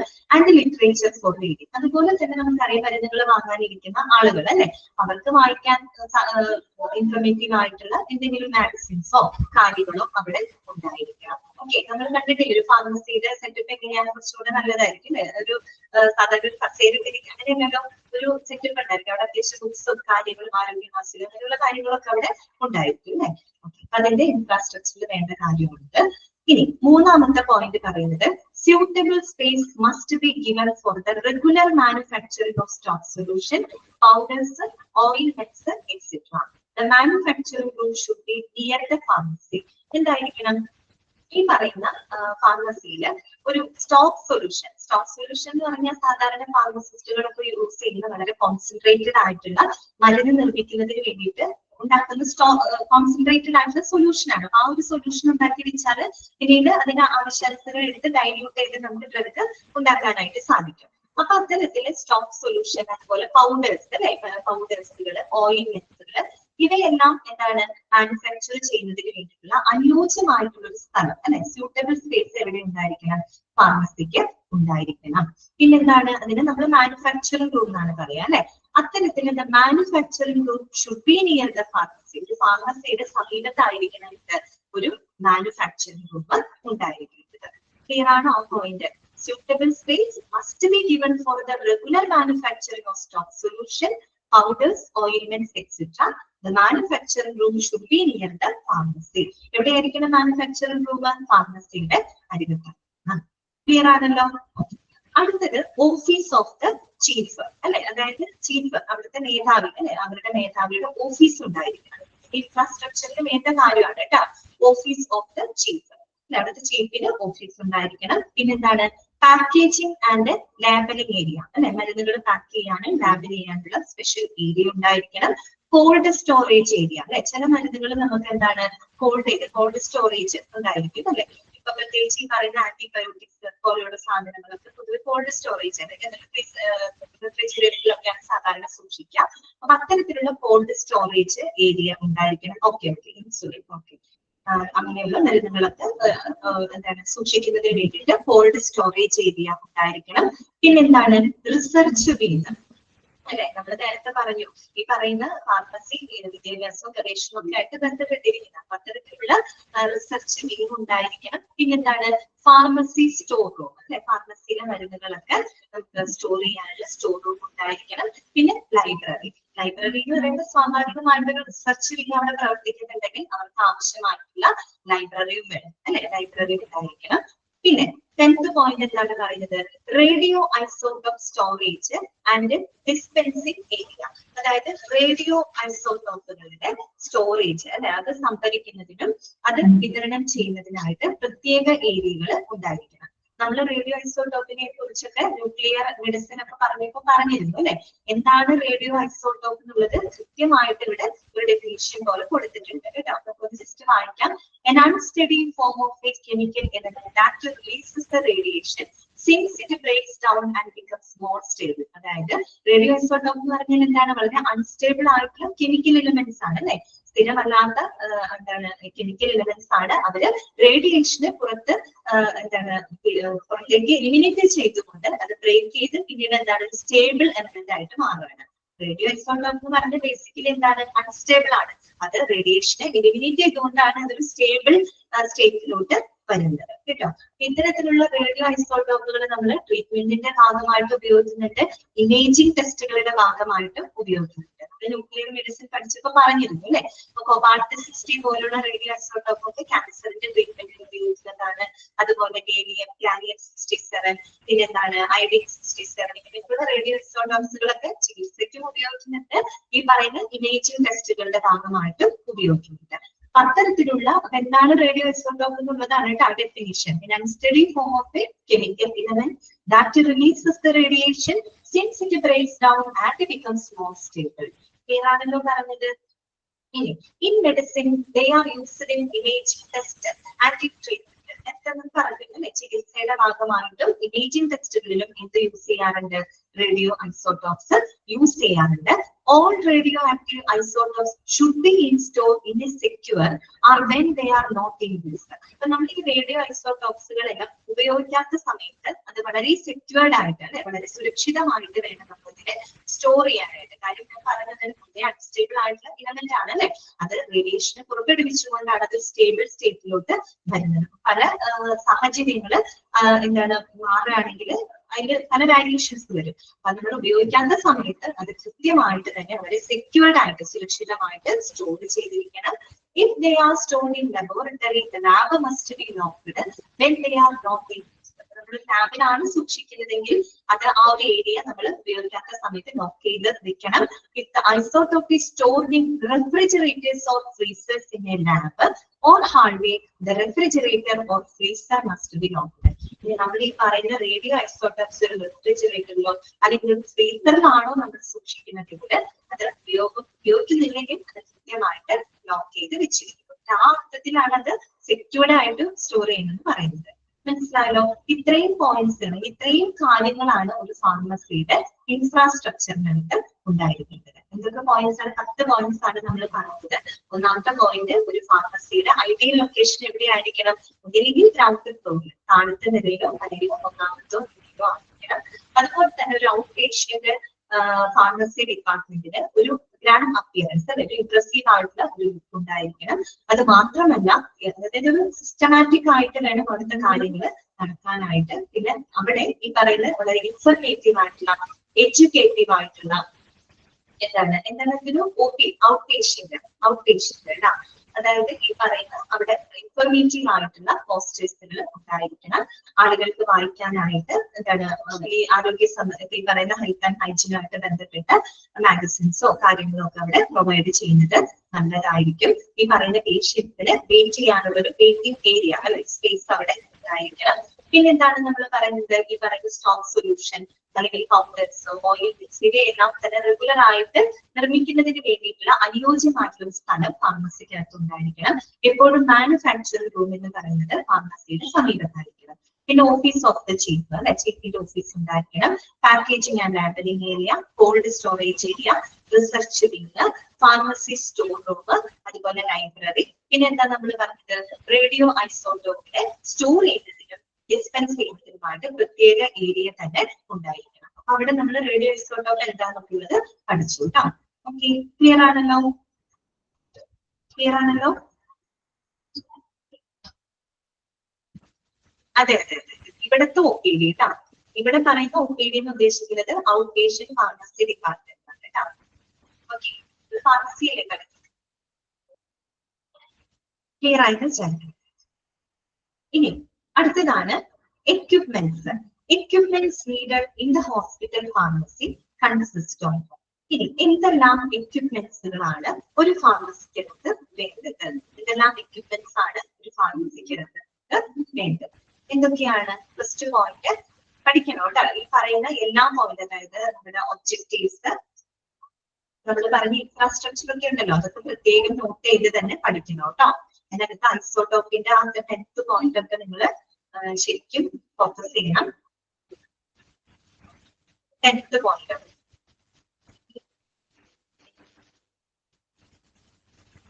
ശ്രദ്ധിക്കുന്നില്ലേ? ഇപ്പൊ തന്നെ പറഞ്ഞത് റേഡിയോ ഐസോട്ടോപ്പ് എന്താണ്. അതായത് റേഡിയോ ഐസോട്ടോപ്പുകൾ സ്റ്റോർ ചെയ്യുന്നതിനും വിതരണം ചെയ്യുന്നതിനുമായിട്ട് പ്രത്യേക ഏരിയകൾ ഉണ്ടായിരിക്കണം. റേഡിയോ ഐസോട്ടോപ്പ് നിങ്ങൾക്ക് ഫെമിലിയർ ആണ്, ക്ലാസ് കേട്ടിട്ടുണ്ടെങ്കിൽ. കാര്യം നമ്മൾ ഡിപ്പാർട്ട്മെന്റ്സ് പഠിച്ചപ്പോ ന്യൂക്ലിയർ മെഡിസിൻ ഒക്കെ പറഞ്ഞില്ലേ, അവിടെ നമ്മൾ പറഞ്ഞിട്ടുണ്ട് റേഡിയോ ഐസോട്ടോപ്പ്. റേഡിയോ ഐസോട്ടോപ്പ് എന്ന് പറഞ്ഞാൽ വളരെ അൺസ്റ്റേബിൾ ആയിട്ടുള്ള ഇലമെന്റ്സ് ആണ്, സ്ഥിരമല്ലാത്ത ഇലമെന്റ്സ് ആണ്. അത് റേഡിയേഷൻസിന് പുറപ്പെടുവിച്ചുകൊണ്ടാണ് സ്റ്റേബിൾ ആയിട്ടുള്ള ഒരു ഇലമെന്റ് ആയിട്ട് മാറുന്നത്. മനസ്സിലായതിനെയാണ് നമ്മൾ റേഡിയോ ഐസോട്ടോപ്സ്. അത് ഈ പറയുന്ന ചികിത്സയുടെ ഭാഗമായിട്ടും ഇമേജിംഗ് ടെസ്റ്റുകളുടെ ഭാഗമായിട്ടും ഉപയോഗിക്കുന്നുണ്ട്. മനസ്സിലായല്ലോ? അപ്പൊ അത് എന്ന് പറയുമ്പോൾ മറ്റുള്ള മരുന്നുകൾ പോലെയല്ല, വളരെ ഞാൻ പറഞ്ഞില്ല അതിന്റെ ഇമ്പോർട്ടൻസ് അതാണ്. അൺസ്റ്റേബിൾ ആയിട്ട് എലമെന്റ് ആണ്, അതിനെ റേഡിയേഷനെ പുറപ്പെടുവിക്കാനുള്ള കഴിവുണ്ട്. അത് അത്രയും സുരക്ഷിതമായിട്ട് വേണം സ്റ്റോർ ചെയ്യാനായിട്ട്. ഓക്കെ, അതുകൊണ്ടാണ് radio isotope storage and dispensing area പ്രത്യേകമായിട്ട് തന്നെ ഒരു ഫാർമസിക്കകത്ത് വേണമെന്ന് പറയുന്നത്. മനസ്സിലായല്ലോ? ഞാൻ പറയുന്ന കോൺസെപ്റ്റ് നിങ്ങൾക്ക് ക്ലിയർ ആവുന്നില്ലേ? എന്തെങ്കിലും ക്ലാരിറ്റി കുറവ് തോന്നുന്നുണ്ടോ? കുഴപ്പമില്ലല്ലോ? മനസ്സിലാവണമെങ്കിൽ ഇപ്പൊ തന്നെ പറയുന്നു കേട്ടോ. ശരി, അടുത്തത് എക്യുപ്മെന്റ്സ് ആണ്. എല്ലാവർക്കും മനസ്സിലാവണം കേട്ടോ. ഞാൻ പറഞ്ഞത് ഒട്ടും അറിയാത്ത ആളുകൾ ഉണ്ടായിരിക്കും, അവർക്ക് കിട്ടലാണ് കാര്യം. ചില ആളുകൾക്ക് എഡ്യൂക്കേറ്റഡ് ആയിട്ടുള്ള ക്വാളിഫൈഡ് ആയിട്ടുള്ള ആൾക്കൊക്കെ പെട്ടെന്ന് കാര്യങ്ങൾ പിക്ക് ചെയ്ത് പോകാൻ പറ്റും. ഇല്ലാത്ത ആളുകൾ ഉണ്ടാവില്ല, അവർക്കും കൂടെ കിട്ടണം കേട്ടോ. അതുകൊണ്ടാണ് ഞാൻ പ്രത്യേകം ചോദിക്കുന്നത്. അടുത്തത് equipments needed in the hospital pharmacy consist of. അതായത് ഒരു ഹോസ്പിറ്റൽ ഫാർമസിക്ക് ആവശ്യമായിട്ടുള്ള എക്യുപ്മെന്റ്സ് എന്തൊക്കെയാണ്? ഇതൊക്കെ നമ്മുടെ ദൈനംദിന ജീവിതത്തിൽ കാണുന്ന കാര്യങ്ങളാണ് കേട്ടോ, പഠിച്ചു വെക്കാം. ഒന്നാമത്തത് പ്രിസ്ക്രിപ്ഷൻ കേസ്. പ്രിസ്ക്രിപ്ഷൻ കേസ് കണ്ടിട്ടില്ലേ? നമ്മുടെ മരുന്നുകൾ വാങ്ങാൻ ഫാർമസിക്കകത്ത് പോകുമ്പോൾ നമ്മൾക്ക് വേണ്ടിയിട്ടുള്ള മരുന്നുകളുടെ ലിസ്റ്റ് നമ്മളൊരു കേസിലാണ് വെക്കുന്നത് അല്ലെ? നമുക്കറിയാം ഒരു പ്രിസ്ക്രിപ്ഷൻ കേസ് ഉണ്ടായിരിക്കും. അതിനകത്താണ് നമ്മുടെ ലിസ്റ്റ് നമ്മൾ കൊണ്ടുവയ്ക്കുന്നത്. അതിന് ഒത്തിരിയേറെ പേഷ്യൻസിന്റെ ലിസ്റ്റ് അവിടെ കൊണ്ടുവയ്ക്കും. അപ്പൊ അതനുസരിച്ച് ഫാർമസിസ്റ്റുകൾ എടുത്തോണ്ട് പോയി മരുന്നുകൾ എടുത്ത് നമുക്ക് തരും അല്ലെ? അങ്ങനെയല്ലേ? അതാണ് പ്രിസ്ക്രിപ്ഷൻ കേസ്. അതൊന്നും പ്രത്യേകിച്ച് പറയാനില്ല. നമ്മൾ ഡോക്ടറെ കാണുമ്പോൾ ഡോക്ടർ നമുക്ക് മരുന്ന് എഴുതി തരും. ചിലവര് നമ്മളോട് പറയാം ഓക്കെ പൊക്കോളൂ, അപ്പൊ അത് പ്രിന്റ് ചെയ്ത് വരും, നഴ്സിംഗിന്റെ അവിടേക്ക് വരും. അവര് ആ ഒരു കടലാസ് കൊണ്ട് നമ്മൾ ഫാർമസിയിൽ പോകുമ്പോൾ ആ പ്രിസ്ക്രിപ്ഷൻ വെക്കാനായിട്ട് ഒരു പ്രത്യേക കേസ് അവിടെ ഉണ്ട്, അവിടെ നമ്മൾ പ്ലേസ് ചെയ്യാം. അവരതിനെ എടുത്ത് ബില്ല് ചെയ്ത് കാര്യങ്ങൾ വിതരണം ചെയ്യും. ഓക്കെ, അതാണ് പ്രിസ്ക്രിപ്ഷൻ കേസ് കേട്ടോ. പ്രിസ്ക്രിപ്ഷൻ വെക്കാനുള്ള ഒരു സംവിധാനം, that is called prescription case. രണ്ടാമത്തത് ഡോക്ടറിന്റെ കുറിപ്പ് വെക്കാനായിട്ട് ഫാർമസിയിൽ എന്തുണ്ടാവും? ഒരു ഇതുണ്ടാവും, മനസ്സിലായോ? ഒരു ട്രേ പോലെ ഉണ്ടാവില്ലേ? അതാണ് ഉദ്ദേശിക്കുന്നത് പ്രിസ്ക്രിപ്ഷൻ കേസ്. നമ്മൾ പഠിക്കുന്നത് എക്യുപ്മെന്റ്സ് ആണ് കേട്ടോ. ഫാർമസിയിൽ വേണ്ടി വരുന്ന സാധനങ്ങൾ, എക്യുപ്മെന്റ്സ് എന്തൊക്കെയാണ്. പിന്നെ നെക്സ്റ്റ് വരുന്നത് drug stock cupboard with proper shelves and drawers. അതാണ് drug stock cupboard with proper shelves and drawers. അതായത് നമുക്കറിയാം, നമ്മൾ ഫാർമസിയിൽ പോയിട്ടുള്ളവരാണ്, അപ്പൊ നമുക്ക് കാണാൻ പറ്റും ഈ മരുന്നുകളൊക്കെ വെക്കാനായിട്ട് പ്രത്യേക എന്താണ് കവേർഡുകൾ ഉണ്ടായിരിക്കും, കവേർഡ് ഉണ്ടായിരിക്കും. വിത്ത് പ്രോപ്പർ ഷെൽഫ്, ഓരോ ഷെൽഫുകളായിട്ടായിരിക്കും തിരിച്ചു വെച്ചിട്ടുണ്ടാവുക. അങ്ങനെ വെക്കുമ്പോഴാണ് നമുക്ക് ചില മെഡിസിൻസ് എടുക്കാനായിട്ട് സാധിക്കും. എല്ലാം ഒരുമിച്ച് അങ്ങനെ ഒരു ഷെൽഫിലാക്കി വെക്കാനോ അല്ല, ഓരോന്നിനും വേണ്ട മരുന്നുകൾ അത് കൃത്യമായിട്ട് ഷെൽഫിലാക്കി പ്രത്യേക കവേർഡുകൾ നിർമ്മിച്ചാണ് സൂക്ഷിക്കുന്നത് അല്ലെ? അത്തരത്തിലുള്ള സ്റ്റോക്ക് കവേർഡ്സ് ഉണ്ടായിരിക്കണം. വിത്ത് proper shelf and drawers. Draw നമ്മൾ കണ്ടിട്ടില്ലെങ്കിൽ നമുക്ക് വലിച്ചു തുറക്കാൻ പറ്റുന്ന ഡ്രോകൾ ഉണ്ടായിരിക്കും, അതിലും നമ്മുടെ മരുന്നുകൾ സൂക്ഷിക്കാറുണ്ട്. അത്തരത്തിലുള്ള cupboards with proper shelf and drawers ഉണ്ടായിരിക്കും. പിന്നെന്താണ് sectional drawer cabinet with cupboard space. Sectional drawer cabinet എന്ന് പറയുന്നത് നമ്മുടെ ഡ്രോയർ പറഞ്ഞില്ലേ, വലിച്ച് ഇങ്ങനെ തുറക്കുന്ന സാധനങ്ങൾ, ഡ്രോയർ. അതിനകത്ത് തന്നെ സെക്ഷണൽ ആയിട്ട്, അതിനകത്ത് ഇങ്ങനെ സബായിട്ട് ഇങ്ങനെ കുറെ സെക്ഷൻസ് ആയിട്ട് തിരിച്ചിട്ടുള്ള സെക്ഷണൽ ഡ്രോയർ ക്യാബിനറ്റ്സ് ഉണ്ടായിരിക്കും. പ്രത്യേകിച്ച് അത് തരംതിരിച്ച് നിങ്ങൾ ഈ സൂപ്പർ മാർക്കറ്റിൽ മറ്റും പോകുമ്പോൾ ബില്ല് ചെയ്യാനിരിക്കുമ്പോൾ കണ്ടിട്ടില്ലേ, അവരുടെ ആ ഡ്രോക്ക് ഇങ്ങനെ ഒരു കോയിൻസ് ഒക്കെ സെപ്പറേറ്റ്, 1 രൂപ കോയിൻ ഇടാനായിട്ട് പ്രത്യേക ചെറിയ ക്യാബിനറ്റ് ഉണ്ടാവും, 2 രൂപ കോയിൻ, മറ്റേ ക്യാഷ്, മറ്റേ കോയിൻസ് അല്ലാത്ത സാധനങ്ങൾ വെക്കാനായിട്ട് പ്രത്യേക അങ്ങനെ ഉണ്ടാവില്ലേ, അതാണ് ഉദ്ദേശിക്കുന്നത് കേട്ടോ. Sectional drawer cabinets with covered base അതുണ്ടായിരിക്കും. പിന്നെന്താണ് work tables and counters for regular dispensing അല്ലെ? മരുന്നുകൾ ഒക്കെ വിതരണം ചെയ്യുന്നതിനായിട്ട് അവർക്ക് എന്തുണ്ടാവും, മരുന്നുകൾ വെക്കാനും കൃത്യമായിട്ട് അവർക്ക് പ്രിസ്ക്രിപ്ഷനായിട്ട് ഒത്തു നോക്കാനായിട്ട് വർക്ക് ടേബിൾസ്, പിന്നെ പ്രത്യേകം കൗണ്ടറുകളെല്ലാം ഉണ്ടായിരിക്കും.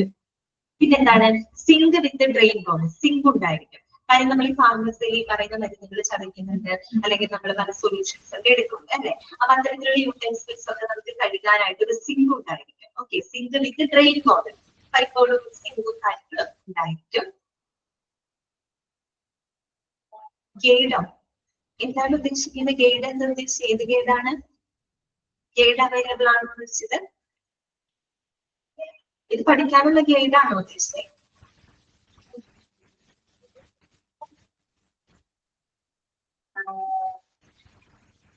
ഇത് ഈ നോട്ട്സ് പഠിക്കാനുള്ള ഗൈഡ് അവൈലബിൾ ആണോ?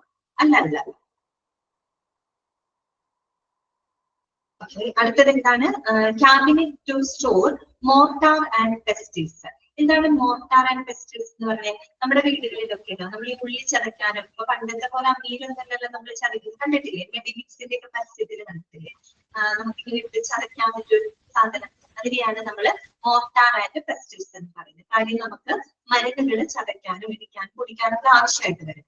അത്തരത്തില് cabinet to store the mortar and pestles. അതന്നെ, കാലും ഒരു കോലും. അതല്ല സാധനം, കാലും കോലും മെഡിമിക്സിന്റെ പരസ്യത്തിൽ കണ്ടിട്ടില്ല. വീട്ടിലുണ്ട് കേട്ടോ, അത് വീട്ടിലൊക്കെയല്ല ഉള്ളി ചതയ്ക്കാനായിട്ട്. അപ്പൊ അത്തരത്തിലുള്ള മോർട്ടാർ ആൻഡ് പെസ്റ്റിൽസ് സ്റ്റോർ ചെയ്യാനുള്ള പ്രത്യേക ക്യാബിനറ്റ് ഉണ്ടായിരിക്കണം. പിന്നെ cupboard for glass utensil, flask, funnels and beaker. അല്ലെ, നമ്മൾ പറയുന്ന മരുന്നുകളുടെ അളവും കാര്യങ്ങളൊക്കെ എടുക്കാനായിട്ട് glass utensils, flask, funnels, beaker ഇങ്ങനെയുള്ള കാര്യങ്ങളൊക്കെ ഉണ്ടാവും. അപ്പൊ അതിനൊക്കെ വേണ്ടിയിട്ട് അതെല്ലാം പ്ലേസ് ചെയ്യാനായിട്ട് പ്രത്യേക കബേർഡുകൾ ഉണ്ടായിരിക്കണം. പിന്നെന്താണ്? റെഫ്രിജറേറ്റേഴ്സ് ഓഫ് സ്യൂട്ടബിൾ കപ്പാസിറ്റി, അനുയോജ്യമായിട്ടുള്ള കപ്പാസിറ്റിയോട് കൂടിയിട്ടുള്ള റെഫ്രിജറേറ്റേഴ്സ് ഉണ്ടായിരിക്കും. നിങ്ങൾ നേരത്തെ പറഞ്ഞില്ലേ, ഇൻസുലിന്റെ മരുന്നുകള്, ചിലതരം ആന്റിബയോട്ടിക്കുകൾ, ഇതെല്ലാം തന്നെ നമ്മൾ സൂക്ഷിക്കുന്നത് റെഫ്രിജറേറ്ററിലാണ് അല്ലെ. അത്തരത്തിലുള്ള അനുയോജ്യമായിട്ടുള്ള കപ്പാസിറ്റിയോട് കൂടിയിട്ടുള്ള റെഫ്രിജറേറ്റേഴ്സ് ഉണ്ടായിരിക്കണം. പിന്നെന്താണ്? നാർക്കോട്ടിക് സേഫ് വിത്ത് സെപ്പറേറ്റഡ് ലോക്ക്ഡ് ഡ്രോയേഴ്സ്.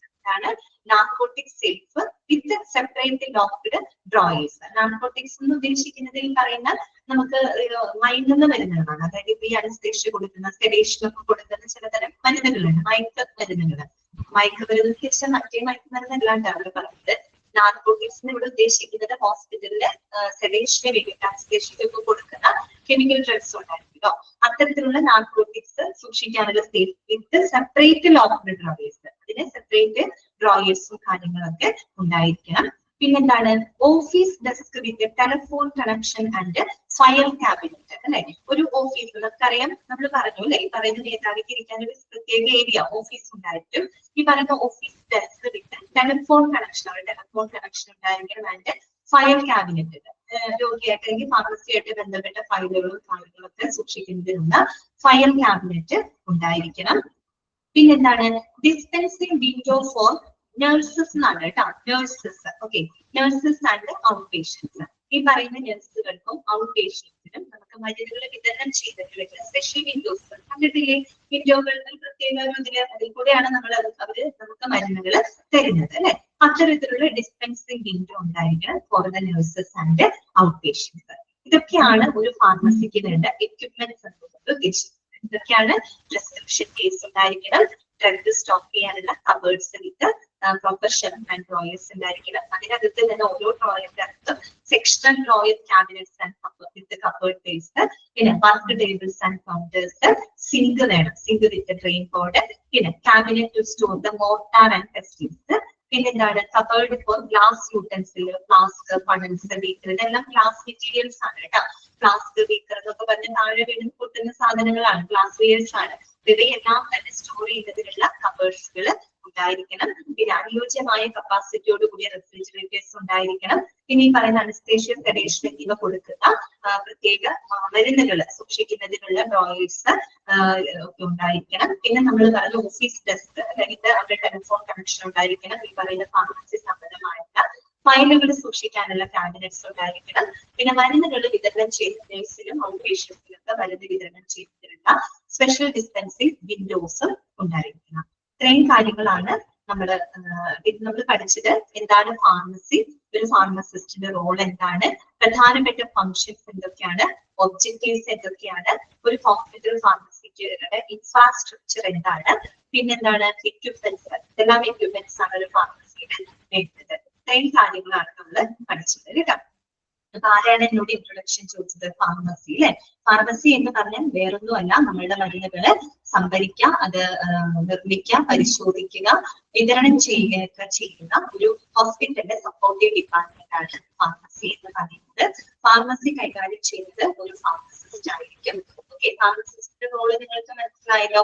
ഒരു ഫാർമസിസ്റ്റ് എന്ന് പറഞ്ഞാൽ ആ ഹോസ്പിറ്റലിലെ മരുന്നുകൾ ഓർഡർ ചെയ്യാം, ഗുണനിലവാര പരിശോധന നടത്താം, പ്രോപ്പറായിട്ട് സ്റ്റോർ ചെയ്യുക, സുരക്ഷിതത്വം ഉറപ്പുവരുത്തുക, അതുപോലെ ആ ഹോസ്പിറ്റലിന് ആവശ്യമായിട്ടുള്ള മരുന്നുകളുടെ വിതരണം ചെയ്യുക. ഇതിലൊക്കെ ഉത്തരവാദിത്തപ്പെട്ട ഒരാളാണ് ഫാർമസിസ്റ്റ് എന്ന് പറയുന്നത്.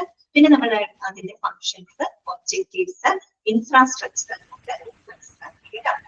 ക്ലിയർ അല്ലേ ഇന്നത്തെ ക്ലാസ്? ഞാനൊന്ന് അൺമ്യൂട്ട് ചെയ്യാണ്. എന്തെങ്കിലും ഡൗട്ട്സ് ഉണ്ടെങ്കിൽ ചോദിക്കാം കേട്ടോ. വായിച്ചു നോക്കണം കേട്ടോ, ഡെയിലി വായിച്ചു നോക്കണേ. ക്ലിയർ ആണല്ലോ? ഓക്കെ, അപ്പൊ നമുക്ക് ഇന്നത്തെ ക്ലാസ് വൈകിട്ട് കേട്ടോ, നാളെ കാണാം. Okay, thank you.